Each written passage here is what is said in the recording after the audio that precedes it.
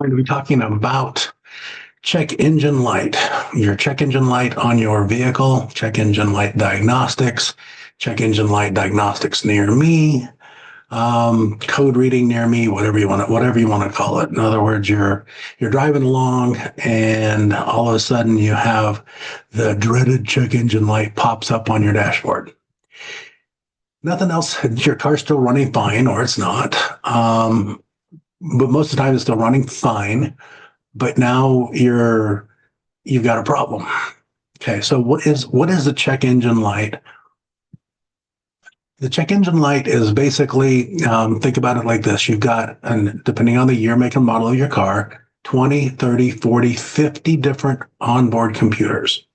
So think about all of the cabinets, all of the counter space that you've got in your entire house, bathrooms, everything else, and you line up 40 computers and you then link them together, and they have to sense the heat, how much oxygen is in the air, all of the different things that make an engine run. Okay, so you've got all of these sensors and all of these wires and all of these connections, and the wires are under your seat, they're in their trunk, the computers are literally under your seat, in the trunk, under your dash, in the engine compartment. They heat up, they cool down, they heat up, they cool down.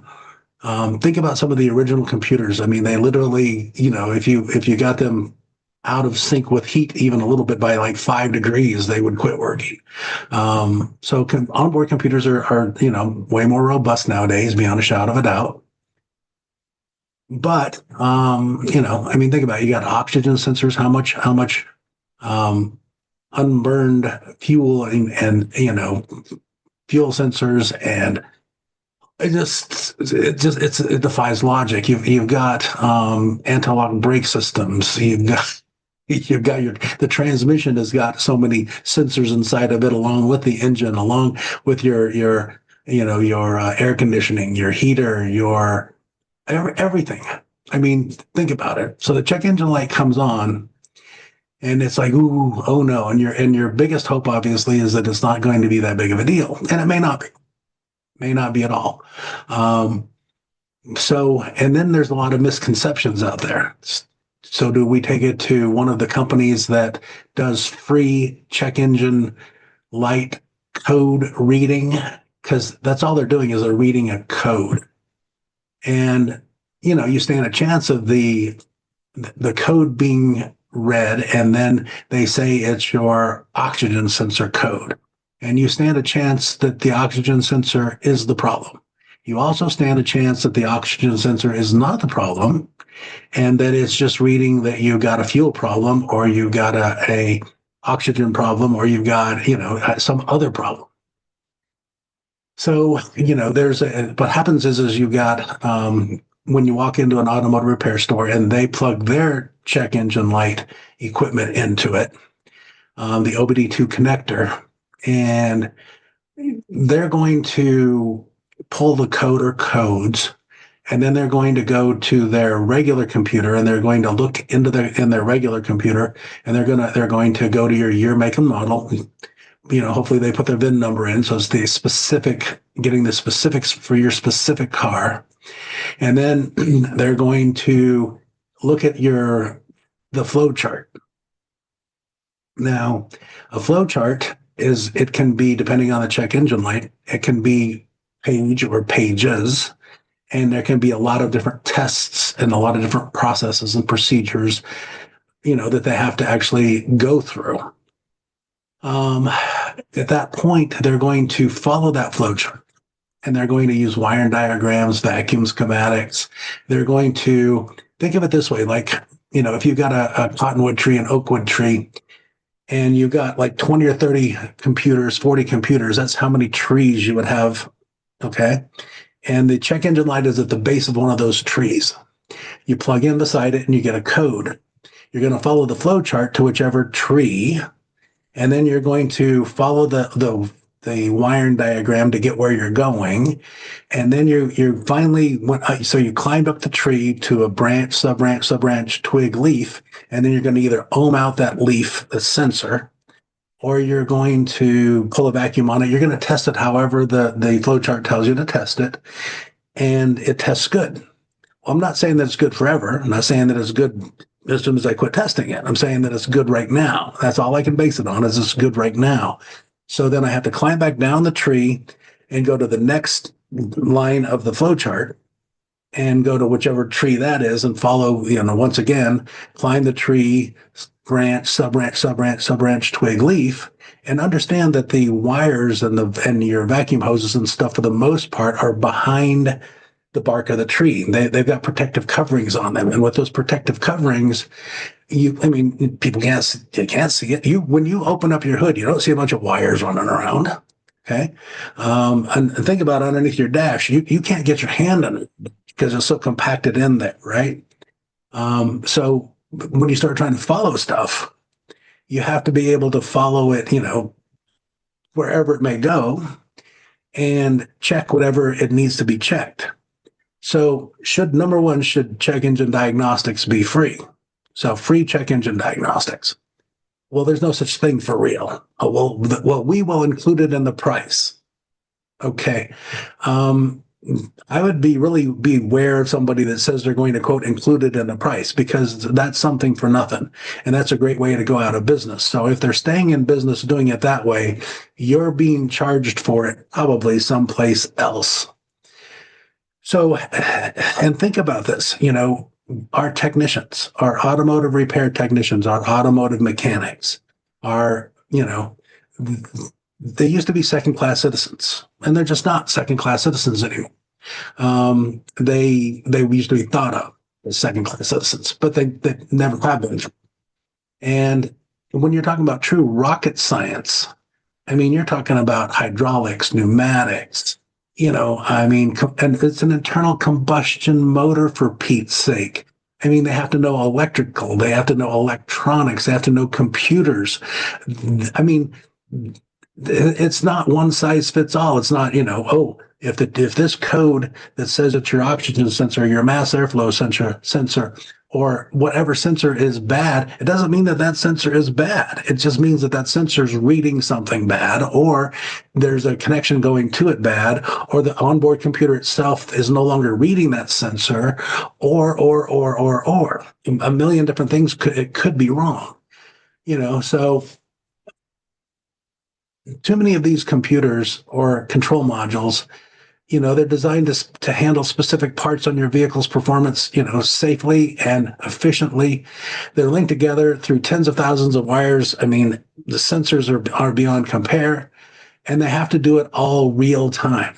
They communicate in real time. There's no lag. Think about it. You hit the gas, you want your car to go. If there's a lag, number one, that's not safe. So you should get that checked out. And doing any kind of an electrical situation on your vehicle, the true complexity of today's cars just literally defies logic. So, they're going to read the code. They're going to do their best to interpret the code and the flow charts. They're going to, be using all of the different testing equipment. So think about this. The check engine light is, quote, free. It's the highest return rate in the automotive industry, okay? Because anything from millions of problems, you drive away, a month later, the check engine light comes on, and your first thought is, oh, no, I can't believe those people didn't do the job right. Well, think about it. If it's that leaf, it's that sensor that they replaced a month ago. If it's bad, it should be under warranty, and it should be diagnosed, and it should be replaced for free. If it's not that specific sensor, if it's one of the 20, 30, 40 computers, the thousands of connections, the hundreds of sensors, if it's not their specific sensor, then it's not the automotive repair's problem and or fault. And of course, we feel like we're a victim or something because, oh my God, they were just in there a month ago. Or I've even had, some of them, I replaced somebody's wiper blades one time and they came back in, a couple days later and said, the brakes are grinding. So what did you do to them? And I'm like, okay, you pulled up, you asked if we sold wiper blades. I said, we need to check your car out completely. You said you don't have time, you just need wiper blades. I put the wiper blades on for you. And now you think that I did something to your brakes because I replaced your wiper blades in my parking lot. It just doesn't work that way. There's so much legitimate business out there. And trust me, there's so much legitimate business out there that the average automotive repair shop doesn't need to find something that's not wrong with your car. There's so much wrong with a normal car, it's not even funny. When you're talking about maintenance, then if you're maintaining it properly, then it's like $1,500 it's $3,000 a year to maintain and repair a car. So they don't need to find something wrong with your car that's not wrong with your car. I'm not saying that everybody's, there's no thieves in the automotive industry there, because there's thieves in every industry. That's why you need to build a great relationship so that you can trust the shop that you're doing business with. But think about it. It's the number one hardest, biggest problem in the industry is check engine diagnostics. And nobody wants to be held out, hung out to dry. But think about it this way. So your toilet is clogged, okay? And you plunger it, nothing happens. So you got to call the plumbing company. Number one, they're going to charge you just to show up. So, and then they're going to look at you and they're going to, this is their diagnostic procedure. They're going to say, hey, your toilet is clogged. Okay, there you go. And they're going to tell you, well, we need to run a rotor-rooter, down there and unclog it. And it's going to cost you $150, $200, $250. So diagnostic has been completed. They're now telling you what it takes to fix it. So they run the rotor-rooter thing down it, and it doesn't fix it. So they pull it out. The toilet is still clogged. If the toilet's still clogged, think about this for just a second, then it's just like a check engine light. The check engine light, we pulled a code, we went and read the flow charts, we found a problem in your car. We say this is where we need to take the next step to. We need to replace this part. And you hear that should fix the problem. Well, just like with your toilet, should that fix the problem? Well, it didn't. So they look at you and say, well, we're going to need to send a camera down there. That camera is going to be another $250, $150, $200, $250, whatever. Okay, well, that's okay. But you have no problem saying okay to the plumber, but you're looking at your car like we found a problem, a sensor that's bad, but your check engine light's still on. Now it's our fault? No more than it is the plumber's fault that your toilet is still clogged up. So they send the camera down your toilet, and they find out that you've got a collapsed pipe. So you're like, okay. So they pull that out. So far they've charged to show up. They've charged you to rotor-rooter it. That did not work, by the way, but they still charged you. They charged you to put a camera down the pipe. It's still not fixed. You've got a collapsed pipe, and it's going to cost you however much more money to dig it up, replace the pipe, and get your sewer flowing again. And yet you might not like it, but you're not going to argue with the plumber about it. You're not going to think bad about the plumber, right?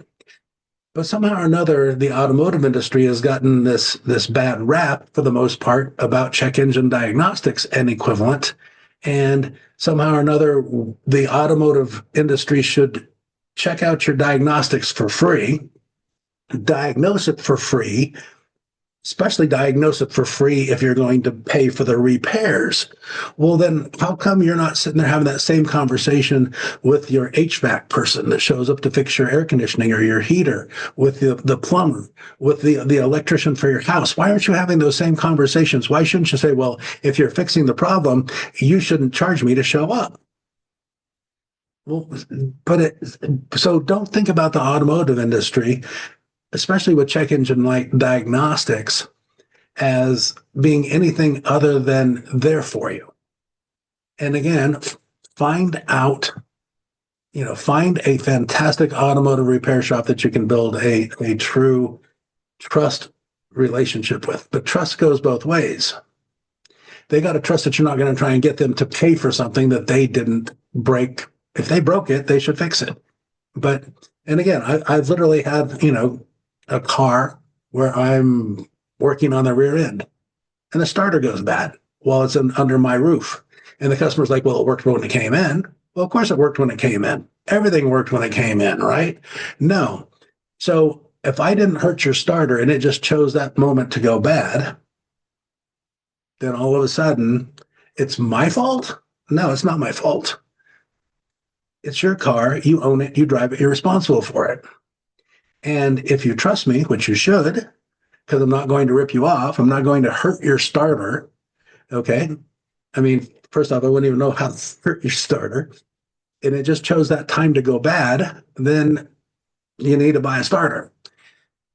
And I especially love it when, we park a car out in the lot and, we let you pay for it over the phone. We parked it in the lot. You chose not to pick it up. And a couple of days later, you come to pick it up and it's been hurt in my lot. And you think I should pay for that. But yet, if you walk into Walmart or a big store and you leave your car in the parking lot and somebody dings it in the door while you're in the big shopping mall, you don't expect them to pay for it. See, it's funny how, I don't know, somewhere along the line, and especially with check engine diagnostics, and within a lot of other things as well, a lot of customers, not all of you, but a lot of customers really think that the shop is the devil. And I can guarantee you that ship has pretty much sailed. I mean, especially with Google and everything else out there. I mean, if you're finding shops that have a really bad, reviews, and they're running a two out of 5 on the reviews, they're probably not in business anymore. So just think about it, do your research, but mainly find a shop that you can actually trust and that trusts you. It's a big deal. I mean, check engine diagnostics, number one, it's not easy. It's not fun. And number two, I mean, it's the biggest comeback thing that we deal with. And nobody wants to deal with it. And if you find a shop that will deal with it, you probably found a pretty good shop. Have a nice day.